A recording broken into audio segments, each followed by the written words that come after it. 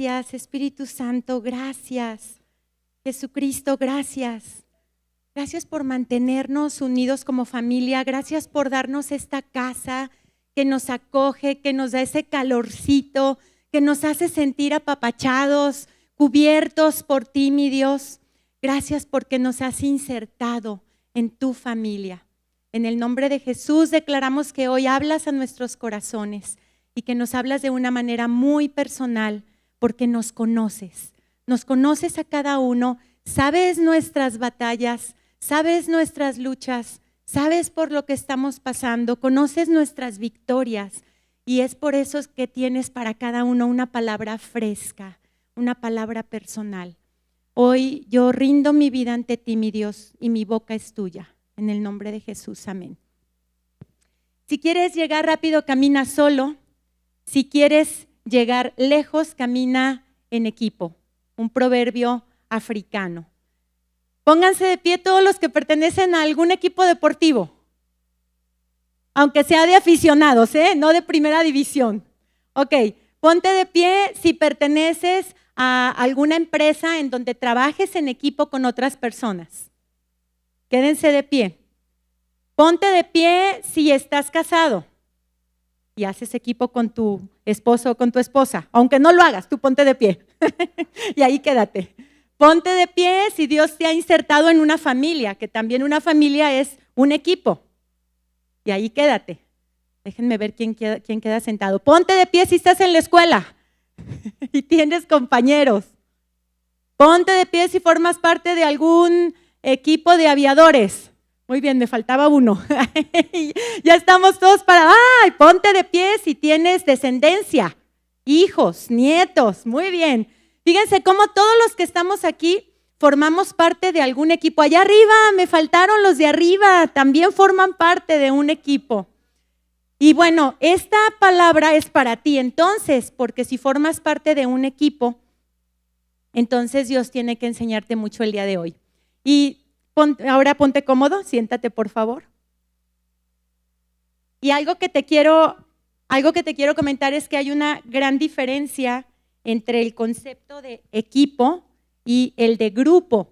Pero hoy vamos a hablar precisamente de cómo transitar, de ser solamente parte de un grupo de personas o aunque seamos dos, ya somos un grupo, más de uno ya es una persona.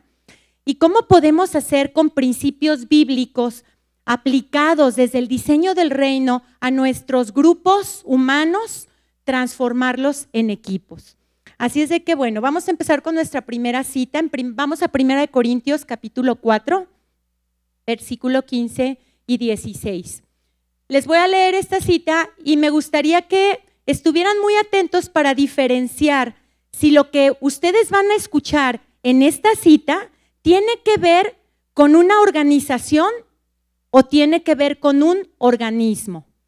Decía Pablo a los Corintios, dice, sino que siguiendo la verdad en amor, crezcamos en todo en aquel que es la cabeza, esto es Cristo, de quien todo el cuerpo bien concertado y unido entre sí, por todas las coyunturas que se ayudan mutuamente, según la actividad propia de cada miembro, recibe su crecimiento para ir edificándose en amor. Levanten la mano los que lo que escucharon fue una descripción de una organización humana. Levanten la mano, lo que escucharon fue una descripción de un órgano, un organismo vivo. ¿Y quiénes escucharon de las dos cosas? Ok, bueno, esta cita describe un organismo vivo. Fíjense, habla de una cabeza, pero los que levantaron la mano y dijeron que organización también tienen razón, todos están bien y ahorita les voy a decir por qué.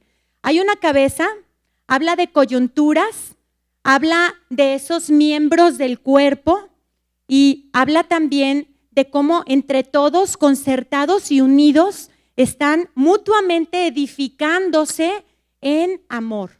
Entonces, hay principios de organización, pero habitando en un organismo que es un cuerpo vivo. Entonces, ¿qué es la iglesia de Jesucristo? ¿Qué es el cuerpo de Cristo? ¿Una organización o un organismo vivo?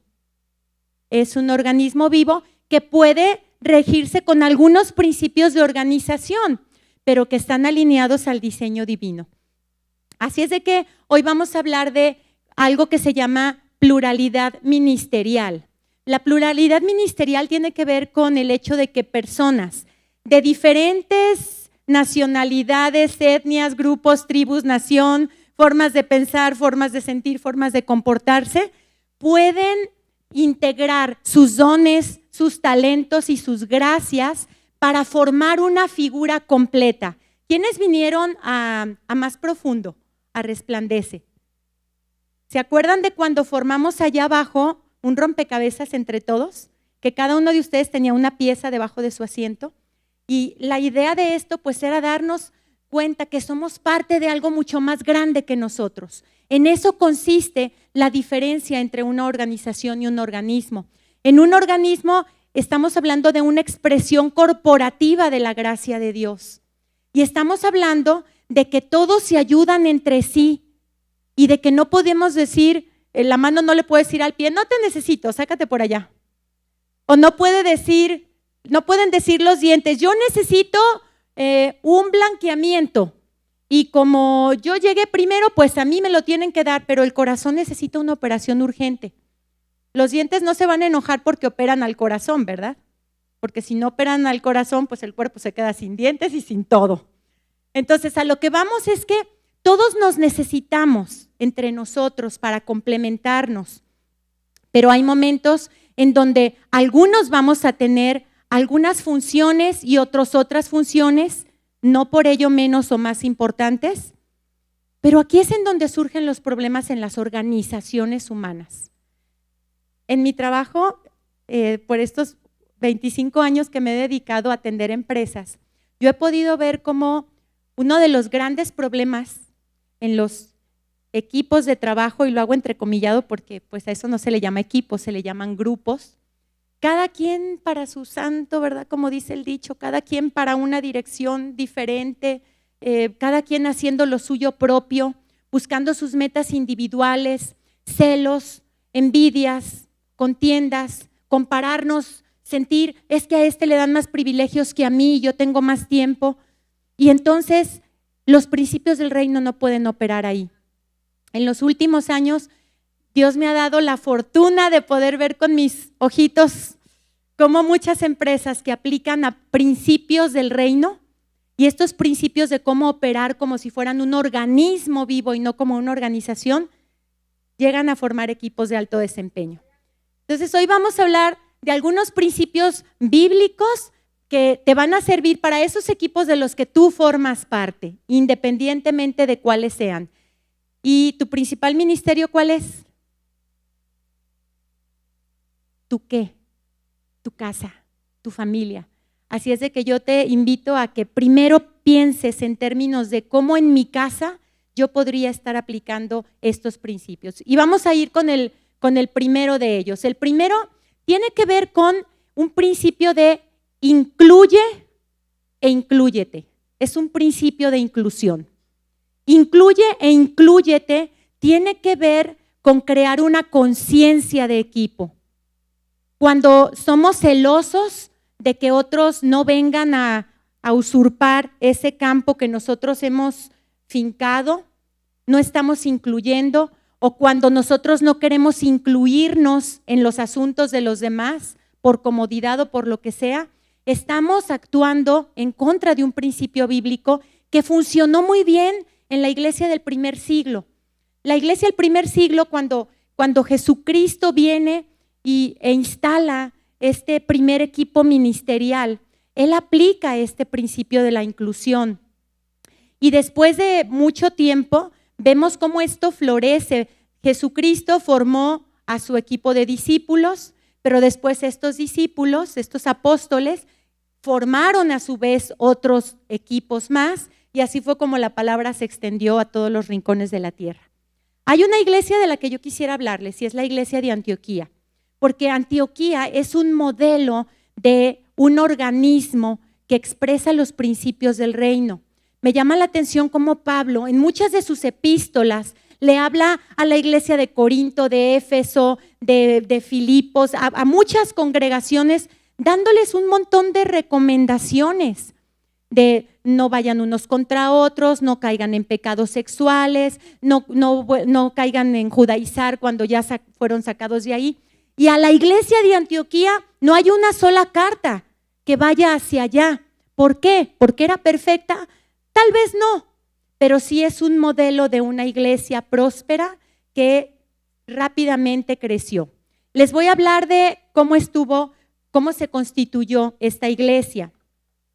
Había un hombre llamado Bernabé. Miren, vamos a poner el mapa de Antioquía, que es nuestra siguiente imagen, para ir ubicando en dónde está. Acá podemos ver, todo lo que ven ustedes aquí en verde bajito es el Imperio Romano. Y Antioquía estaba en esta zona como una provincia romana. Si ustedes pueden ver en el mapa, Jerusalén está aquí abajito. Entonces, aquí en Antioquía, resulta que cuando los cristianos empezaron a ser perseguidos después de la partida de Jesucristo, entonces muchos se fueron para allá. Algunos se fueron para otros lugares. Pero entonces en Antioquía, esos poquitos que habían llegado, junto con otros que habían llegado, por ejemplo, de acá de esta isla que ven aquí abajito, que es Chipre, al sur de lo que ahora es Turquía, y también de Cirene, que es otra zona de Egipto. Entre todos ellos empezaron a crear una iglesia. Ni siquiera conocemos los nombres de esos hombres que constituyeron esta iglesia tan próspera y tan grande. ¿Y por qué no conocemos sus nombres? Pues porque en el reino los nombres no son importantes. Aquí el que se pare no es el importante, el que se ve es él. Y entonces a esta gente no le importaba que sus nombres figuraran. Pero fíjense qué padre fue todo esto. Llega la noticia a Jerusalén de que había una iglesia floreciente en esa zona, pero necesitaban ayuda, porque empezó a haber muchos nuevos creyentes que necesitaban quien los escuchara, quien los ministrara, quien los orientara, quien les quitara las dudas. Y entonces mandan llamar a Bernabé, o más bien de Jerusalén mandan a Bernabé a Antioquía para que les eche una mano. La palabra de Bernabé, el nombre de Bernabé significa hijo de consolación. Y entonces fíjense, ¿cuál fue el primer ministerio de Bernabé cuando llega a Antioquía? Puso en práctica el significado de su nombre. Porque cuando llegó allá y vio todo el mover, dijo, pues no nos ajustan nuestras manos para poder ministrar a tanta gente. Y Bernabé dijo, yo necesito ayuda. ¿Y a quién creen que se llevó de Jerusalén? A ver, a Pablo, muy bien. Se llevó a Pablo, pero les decía que él puso en práctica el nombre de su nombre, el significado de su nombre, porque a Pablo en ese momento todo el mundo le tenía miedo. Pablo tenía pocos años de haber sido convertido y pues él mataba cristianos. Entonces, pues todos los judíos le tenían mucho miedo, pero Bernabé, su corazón le dijo y Dios le dijo, tráete a este hombre porque él te va a ayudar a expandir el reino. Ahí podemos ver este primer principio de la inclusión. Fíjense, los de allá de Antioquía, ellos fueron los primeros en llegar, fundar la iglesia y no tuvieron reparo en aceptar a Bernabé. No le dijeron, ay, ¿tú qué vienes a hacer acá? Este territorio es nuestro. Lo incluyeron. Bernabé no tuvo problema en incluirse, pero lo mismo pasó con Pablo.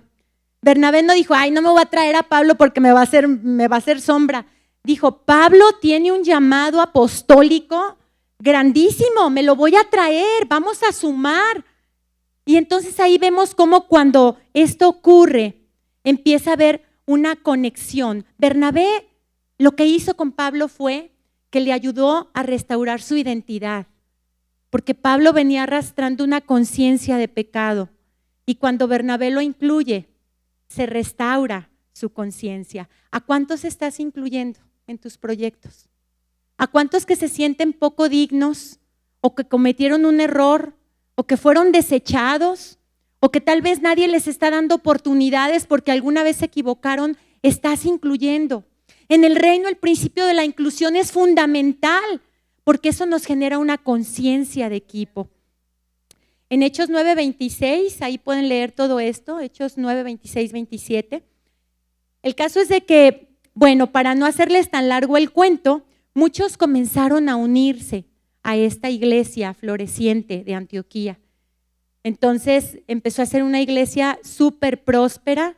Como pueden ver, pues Antioquía está como a unas 300 millas de aquí de Jerusalén. Es una iglesia que fue multicultural y multirracial por el principio de la inclusión y fue el primer lugar en toda la historia en donde se le llamó cristianos a los seguidores de Jesucristo. Entonces, hoy vamos a hablar de estos principios de esta iglesia para que los apliquemos cada uno de nosotros en nuestros propios equipos. Bueno, entonces, ¿qué habría pasado si no hubiera habido esta plataforma de inclusión en Antioquía? Pues tampoco hubiera sido una plataforma de lanzamiento para todos los viajes misioneros que de ahí partieron. Ese era el centro de operaciones, era el centro de operaciones de Pablo, de Bernabé y después de otros más. Al incluirnos en un equipo de trabajo, vamos al principio número 2 y chequen ustedes, necesitamos poner en práctica 2 cosas. Número 1, estar dispuestos a ser vulnerables. Y número 2, evitar ser jueces de aquellos que están mostrando sus vulnerabilidades. Cuando ponemos en práctica estos 2 principios, entonces lo que se genera en el equipo es la confianza. Y déjenme decirles que un equipo en donde no hay confianza, no hay crecimiento. Si no hay confianza, no hay conexión de unos con otros. Nada más nos estamos cuidando de no voy a decir esto porque a lo mejor me critican, o esto ni se lo digo porque se va a enojar. Pues sí tengo esta idea, pero luego si la digo van a decir que qué presumida, que nomás quiero dar mis ideas. Miren, hay tantas cosas que ocurren cuando en los equipos no hay confianza. Cuando no hay confianza no decimos no sé porque me van a criticar. No decimos estoy pasando por una situación de temor porque van a decirme no tienes fe. A lo mejor vamos a esconder el hecho de que no estamos de acuerdo con algo. Necesitamos ser vulnerables y ser vulnerables es exponer esas debilidades que todo mundo tenemos. Oye Maru, pero no, ¿por qué vamos a exponer las vulnerabilidades? Luego, pues que no somos hijos de Dios, sí, por eso. La Biblia está llena de ejemplos y de eventos de vulnerabilidad. Desde el pecado de Adán y de Eva por la desobediencia. La vulnerabilidad de un Noé que mostró su desnudez, su embriaguez. La vulnerabilidad de un Moisés que en un momento él dudó, a pesar de que vemos tanta fe en él para abrir un mar, hubo duda en él. La vulnerabilidad de un David que se mostró deprimido y no escribió hasta el Salmo 51 en donde derrama su corazón. Un David que cometió homicidio, que fue adúltero. Y vemos ya, si nos vamos al Nuevo Testamento, ejemplos como Pedro, que fue vulnerable en un momento y negó al mismo Jesucristo. A un Ananías y una Zafira que robaron. Y a un Pablo que tenía un aguijón en la carne y lo escribió en una de sus cartas. No se trata de un desfile de hombres que aparenten ser perfectos poniéndose una máscara para que todos los admiren. Eso se llama idolatría. Los hijos de Dios necesitamos mostrarnos vulnerables, porque si no lo hacemos en nuestra casa, ¿en dónde carambas lo vamos a hacer? Pero también necesitamos no ser jueces de los que muestran vulnerabilidad, porque entonces ya nadie va a querer ser vulnerable. ¿Se fijan cómo son 2 principios que se complementan? Y entonces cada historia nos enseña algo. La Biblia no nos relata todos estos hechos para crear morbo en nuestra mente, por lo tanto no nos da detalles infructuosos, solamente nos marca los hechos para que nos demos cuenta que todos podemos pasar por estas cosas. Dice 2 Corintios, Pablo le decía a los Corintios, 2 Corintios 12:9, lo vamos a leer en palabra de Dios para todos. Dice, pero el Señor me dijo, mi bondad es todo lo que necesitas, porque cuando eres débil, mi poder se hace más fuerte en ti. Mis amigos, modelar vulnerabilidad no es fácil. A todos nos gustaría que nuestros equipos de trabajo, en nuestras empresas, en nuestras familias, nos vieran como los que son muy casi perfectos, ¿verdad? Y más si somos cristianos, cuidamos mucho el testimonio.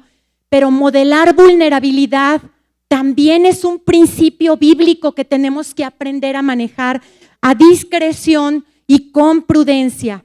No te estoy diciendo que hagas un teatro de tu vida, que lo manifiestes a los demás para que vean las desgracias de tu vida, porque entonces te estás centrando en ti. Mostrar vulnerabilidad es decir, tengo esta situación, pero voy a estar volteando a ver al invisible. Y mis ojos van a estar allá porque voy a dar gracia y gloria y honra al que me está sacando de aquí. Para eso sirve la vulnerabilidad. 2 Corintios 4:17. Pablo igual diciéndole a los corintios, en palabra de Dios para todos, dice, nuestros sufrimientos son pasajeros y pequeños en comparación con la gloria eterna y grandiosa a la que ellos nos conducen. Entonces, revelar honestamente nuestra vulnerabilidad para que luego mostremos al que nos transforma, nos restaura, nos sana y nos confirma. Cultivar una cultura de transparencia sana nos hace cercanos. Hace un momento yo les decía que si no hay confianza, no podemos conectar unos con otros. ¿Y cuántas veces nos han enseñado que el que no conecta no influye? El que no conecta no influye. Entonces necesitamos conectar para poder siendo gente de influencia a las que otros quieran seguir, no a la persona, sino al que está delante de la persona, al Cristo impartido que está en ti y en mí. Entonces no podemos estar todo el tiempo cuidándonos de guardar, que nadie sepa, que nadie se entere. El juicio inhibe la vulnerabilidad. Así como te digo, no te cuides de todo el mundo, de todo el tiempo estarte escondiendo, cuídate mucho de todo el tiempo estar exhibiendo. La vulnerabilidad es para que la exhibas tú, la tuya, no para que exhibamos la de los demás. Amén. El tercer principio de un cuerpo, de un equipo que quiere operar con los principios del reino, es el hablar y el escuchar, que son un binomio perfecto. Si no están los dos, no funciona. Hay gente que escucha muy bien, pero jamás compromete nada con sus palabras. Hay gente que habla todo el tiempo y lo único que se escucha es su propia voz. Necesitamos, para funcionar como equipo, las dos. Porque las dos nos van a ayudar a que cuando surja el conflicto, que es parte de la naturaleza, que no podemos evitar que ocurra, el conflicto sea algo productivo y constructivo y que no termine destruyéndonos. Si no hay confianza, el punto anterior, todo el tiempo vamos a estar callándonos la boca por no generar ruido, por no tener broncas con nadie. Pero es como si taponeáramos el problema. No lo estamos resolviendo, lo estamos tapando. Y en cualquier rato con una mala mirada que nos den, eso va a explotar y es peor. Necesitamos ser valientes en nuestros equipos, con tu familia, con tu esposo, con tu esposa, en tu trabajo. Expón, porque el conflicto bien manejado, siempre a los que amamos a Dios, y esto nos lo dicen Romanos, nos va a llevar a algo mejor, a algo de bendición. Y fíjense, les voy a platicar porque esto fue lo que le pasó a Pablo y a Bernabé. Ya les decía que ellos estuvieron juntos en Antioquía, ministrando, dando la palabra. Por ahí en alguna ocasión resulta que iban a ir a una misión y se llevaron a Juan Marcos. Y resulta que a mitad del camino Juan Marcos se les rajó y se devolvió. Y entonces pues Pablo se quedó bien enchilado. Y ya cuando iban a ir a la segunda misión, Pablo le dice a Bernabé, ni más, ya no nos llevamos a Juan Marcos. Y entonces Bernabé le dice, no seas gacho, dale una oportunidad, mira, todos cometemos errores, Pablo tratando de animar, de alentar Bernabé tratando de animar a Pablo de que dijera que sí, y Pablo pues no, y no se pusieron de acuerdo, y hubo un conflicto, y ellos dos decidieron separarse. Y entonces Pablo se lleva a Silas y se van a evangelizar a un lado, y Bernabé, pues él sí se lleva a Juan Marcos. Pero ¿qué creen? Dios es fiel. Para los que amamos a Dios, todas las cosas les ayudan a bien, conforme a los que a su propósito son llamados. Romanos 8:28. Pues ¿saben qué pasó con esa división? Se dividieron porque no se pusieron de acuerdo en la estrategia, pero tenían la misma visión, el mismo corazón, el mismo propósito, la misma misión de presentar a Cristo. Y lo que pasó es que la iglesia sufrió una exponenciación de los creyentes que se lograron con esta separación. Si iban a agarrar 100, pues agarraron millones hasta la fecha. Aquí andamos. Entonces, lo que te quiero decir con esto es que el conflicto no lo podemos evitar. Y si alguien se molesta, se siente, pero estamos ciertos de que estamos diciendo o haciendo lo correcto, seamos valientes. Miren, después de muchos años, Pablo reconoció que Juan Marcos era útil para el ministerio y pidió que se lo llevaran. Pidió que se lo llevaran. Entonces, esa aparente ruptura se solucionó. Entonces yo te diría, sé de los que prefieren que otros vengan y te digan en tu cara lo que no están de acuerdo contigo, en lo que difieren, lo que no les gusta. Hay una frase que ahorita les compartimos por acá, que es de Primera de Maru 3:1, nada se crean. Dice, háblame siempre con la verdad, probablemente no me guste o no sepa manejarla, pero déjame ser yo quien decida qué hacer con ella. No sobreprotejas a la gente de la verdad. Es que luego si le digo se va a sentir, no lo sobreprotejas. El decir la verdad en los momentos cruciales es fundamental para que los equipos puedan aprender a manejar esas situaciones de conflicto. Y si te dicen la verdad, no te enojes, no te sientas, no agarres tus canicas y te vayas para otro lado.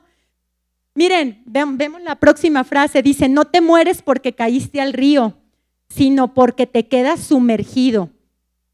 Lo que nos hace quedarnos abajo es el enojo. No perdamos tiempo en esto, aun si la otra persona no tuvo la mejor intención. Cuando te confrontó, Dios está contigo y Él exhibe tu justicia. Ni siquiera tienes que defenderte por ti mismo. Toma lo bueno, desecha lo malo y sigamos adelante. No podemos estar perdiendo el tiempo en tonterías cuando hay una obra misionera de edificación a nivel global que nos está esperando. Y nosotros acá jalándonos los cabellos porque me volteó a ver feo. Caramba, estemos por arriba de esas cosas. Miren, Pablo nuevamente diciéndole a los colosenses en el capítulo 3, versículo del 12 al 15, se los leo aquí en la Nueva Traducción Viviente. Dice, dado que Dios los eligió para que sean su pueblo santo llamado por Él, ustedes tienen que vestirse de tierna compasión, bondad, humildad, gentileza y paciencia. Sean compasivos con las faltas de los demás y perdonen a todo el que los ofenda. Recuerden que el Señor los perdonó a ustedes, así que ustedes deben perdonar a otros. Sobre todo, vístanse de amor, lo cual nos une a todos en perfecta armonía. Y que la paz que viene de Cristo gobierne en sus corazones, pues como miembros de un mismo cuerpo, mentalidad organizacional o mentalidad orgánica.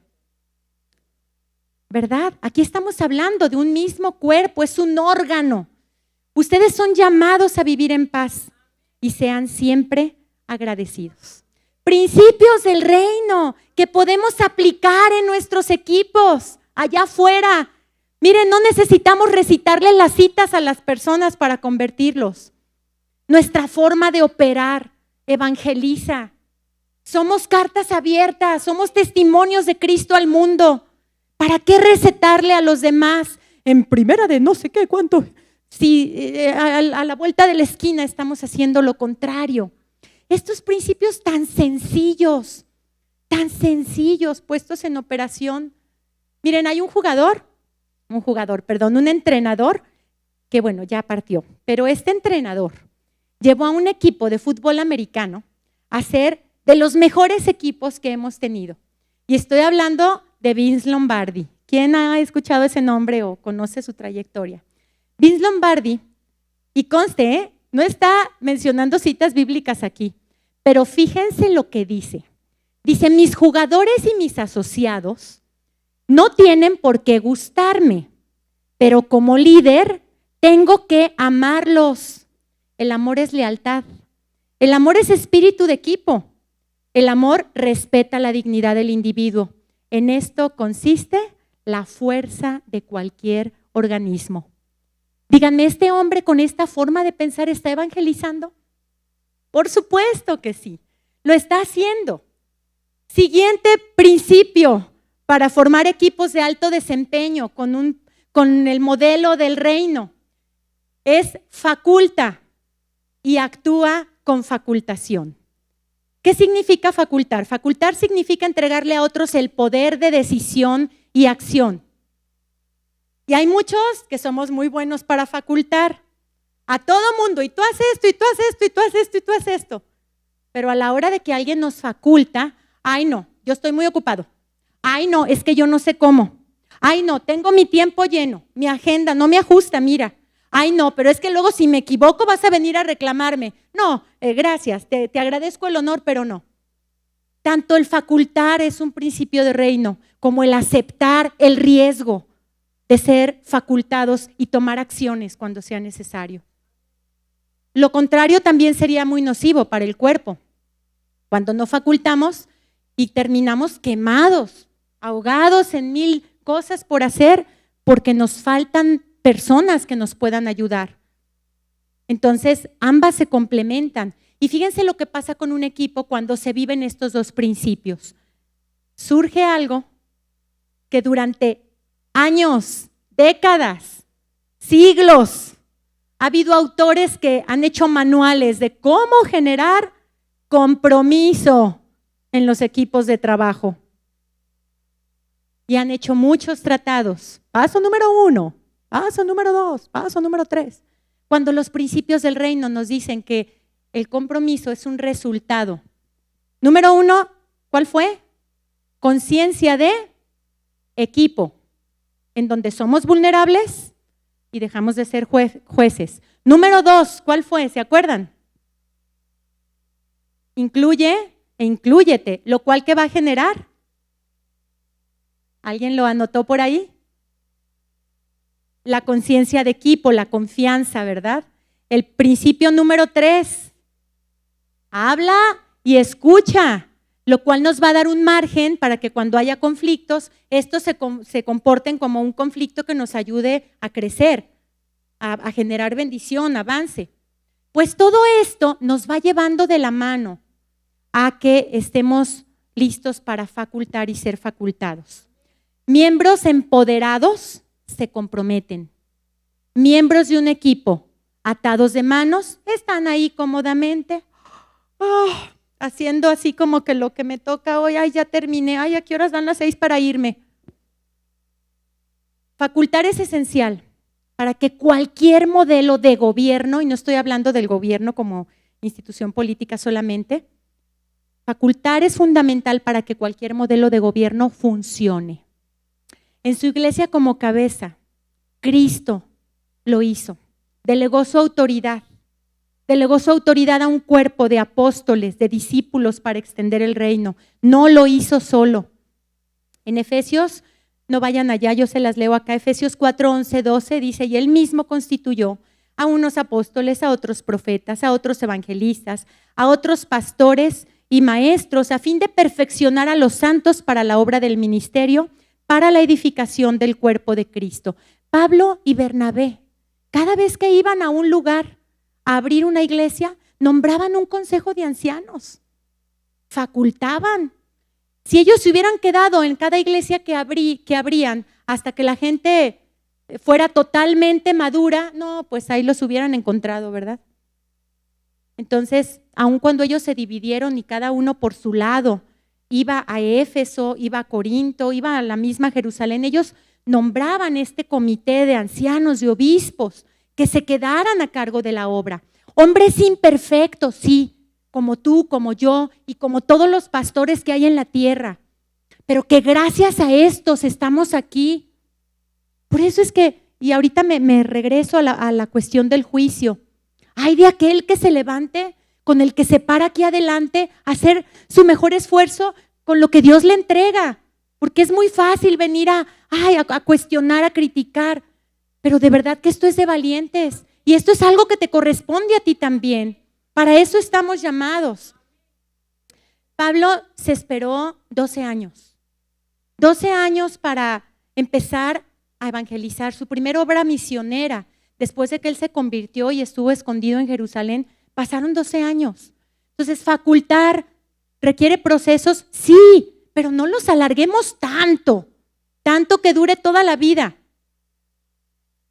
Todo mundo necesitamos ser capacitados, ser desarrollados para luego poder hacerlo con los demás. Paciencia y constancia, mis queridos amigos. Hay una cita en 2 de Timoteo, Pablo hablándole a este que fue su discípulo, con el que él se vació literalmente, al que él le enseñó todo lo que sabía. Y por cierto, ahora yo te pregunto a ti, ¿quién es tu Timoteo? ¿Tienes alguno? ¿Tienes alguno ahorita que tú digas, aquí estoy entregando mis secretos de éxito, lo que me funciona en los negocios, lo que me hace hacer dinero? Porque mira, si lo estás haciendo, bendito seas. Y si tienes muchos Timoteos, ¿verdad, mi Lupita? Que tienes todo un ejército. Gloria a Dios. Pablo y Timoteo son un buen ejemplo de facultar y de alguien que dice, órale, me aviento con lo que me has enseñado y asume la facultación. Son un binomio de compromiso. Dice 2 Timoteo 3, 10 y 11, pero tú has seguido mi doctrina. Has seguido. Oye, si tú estás ahorita siendo facultado por alguien, enseñado por alguien, tienes que seguir los pasos de esa persona. Que no sea llamarada de petate. Hoy vengo a que me enseñes y mañana, ya me dio sueño, no alcancé a llegar a mi capacitación. Tienes que ser diligente. Vivir procesos implica sacrificar la carnota en muchas ocasiones, ¿verdad? Estoy cansado, no tengo ganas ni de levantarme. Dice en esta cita, pero tú has seguido mi doctrina, conducta. Fíjense, no solamente es lo que me enseñas teológicamente o conceptualmente, conducta, ser imitadores de Cristo, de un Cristo impartido en Pablo aquí y en ti y en mí después también, ¿verdad? Para tener discípulos.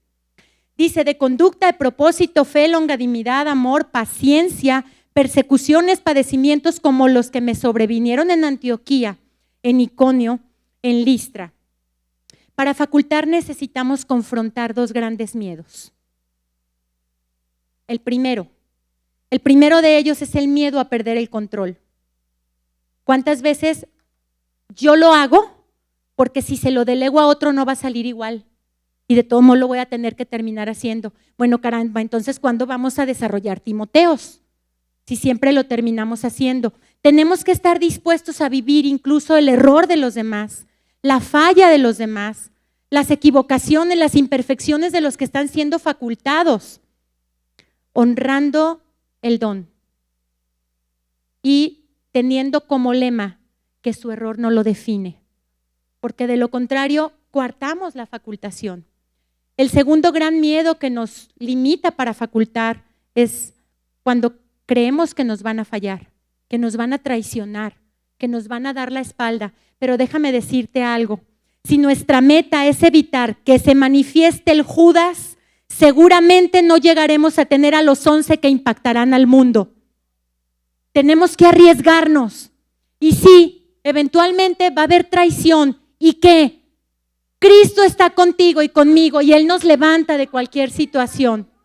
No podemos estarnos cuidando toda la vida. La facultación es una forma de vida. No es una manera de dirigir, es una forma de vida. Steve Backlund, un pastor de la iglesia Betel, por favor, si pueden, lean ese libro, Cultura de Empoderamiento. Es un libro cristiano, con principios de reino, nacido de la iglesia Betel, que nos da principios bíblicos de cómo empoderar en las organizaciones y en las corporaciones, sobre todo en las corporaciones. Punto número 5 y último, rinde cuentas. Facultar no significa independencia. Ya me facultaron, ya me empoderaron, hago lo que me da la gana y no le digo a nadie. Facultar significa, y ser facultado significa vivir una cultura de interdependencia, en donde como cuerpo nos rendimos cuentas unos a otros. Ay, ¿quién es este para que yo vaya a rendirle cuentas? Rompamos esos conceptos de pirámides. Eso es cultura organizacional. Estamos en un cuerpo concertado y unido. Es algo circular, no es algo piramidal. Todos nos necesitamos rendir cuentas para saber lo que está pasando en el cuerpo, para que sepamos qué está haciendo el otro, qué está haciendo este otro, en qué puedo ayudar acá, en qué necesito pedir ayuda de este lado. Si no damos visibilidad, no vamos a poder generar interdependencia. Y esto nos lleva a experimentar y a respirar el último fenómeno de los equipos de alto desempeño, con diseño de reino. Responsabilidad. ¿Cuánto adolecen las organizaciones humanas de este principio? Gente que no se compromete y gente que no se hace responsable. Analicemos el origen. La interdependencia y libertad absoluta, quise decir la independencia y la libertad absoluta son tremendamente peligrosas. Si nos vamos a ese otro extremo, en donde no enteramos a nadie, entonces estamos funcionando como un órgano afuera del cuerpo. ¿Y qué le pasa? Se muere. Recordemos que en todo momento tenemos que ir a tocar base con alguien. Chavos, enteren a sus papás de dónde andan. ¿Qué les cuesta mandar un mensajito? Voy a llegar tarde, ando en tal lugar, ahí va mi ubicación. Ya, duérmanse, no tengan pendiente. Papás, enteren a sus hijos de cuáles son los planes a futuro, de cuál es la situación económica de la casa. No los tengamos como reyes, ocultándoles la verdad. Ellos tienen que estar enterados para formar parte de la dinámica de producción económica que movilice la interacción sana de la familia. Líderes que tienen gente a su cargo, comuníquenle a todo su equipo de trabajo hacia dónde van como empresa. Comuniquen la visión, comuniquen el para qué existimos. Den información de esos secretos ultra guardados, top secret. Eso no sirve. Eso lo único que hace es que la gente no pueda tomar buenas decisiones. Es que si me traicionan, ya hablamos de eso. Colaboradores, por favor, rompan la idea de que yo a solo mi jefe le rindo cuentas. A nadie más le tengo que dar explicaciones. No, señor. La rendición de cuentas es algo multilateral que nos interconecta con todas las partes de un sistema si queremos funcionar como cuerpo. De lo contrario, entonces no sé qué puede estar pasando con nuestros equipos allá afuera. Quisiera cerrar con algo, con lo último, y decir que no todos tenemos todo. No todos sabemos todo. No todos estamos dotados con todos los dones, todas las gracias o habilitados con todo eso al 100%. Por lo mismo, nos necesitamos. Nos necesitamos unos a otros. Nadie es más que otro. Y con toda humildad, aquí ante Cristo, rindiéndonos ante Él, diciendo, papá, me cedo a ti. Siento que hay cosas que tal vez faltan, pero gracias porque me has insertado en un cuerpo en donde lo que me falta a mí lo tiene el otro. Ponte de pie y cierra tus ojos. Quiero orar por esto. Quiero orar por ti, por tus equipos.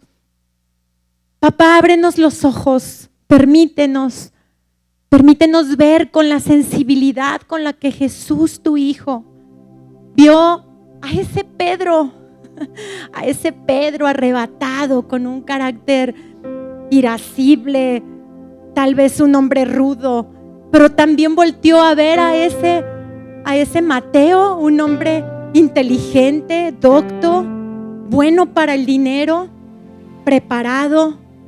Ábrenos los ojos para entender que en la pluralidad se expresa tu gracia, se expresa tu gloria. Papá, ábrenos los ojos para quitarnos las vendas del egoísmo, de los celos, de la envidia, de la rivalidad. Ábrenos los ojos para ver a aquellos que tenemos a un lado y que los habíamos mantenido a distancia y que son esa ayuda idónea en el ministerio en el que tú nos has incrustado allá afuera, en nuestra familia, en el matrimonio, en el trabajo, en nuestros equipos deportivos y aquí mismo en nuestros ministerios, en la casa tuya, papá. Hoy en este momento ponemos delante de ti a cada persona, a cada miembro de cada uno de esos equipos de los cuales formamos parte. Y declaramos que estas verdades que nos has revelado hoy a nosotros, buscas las voces que tú quieras, papá, para que les lleguen a los demás. No podemos caminar dos juntos si no vamos en la misma dirección. Papá, abre los ojos de ellos también, que entiendan estos secretos guardados de tu corazón y que quieran ser parte de algo más grande que ellos mismos. Gracias, papá, por habernos insertado en tu familia, papito. Gracias porque hoy ya no somos extranjeros ni advenedizos, sino que somos miembros de tu familia y nos sentimos tan amados, tan cobijados. Gracias, papito. Qué bendición.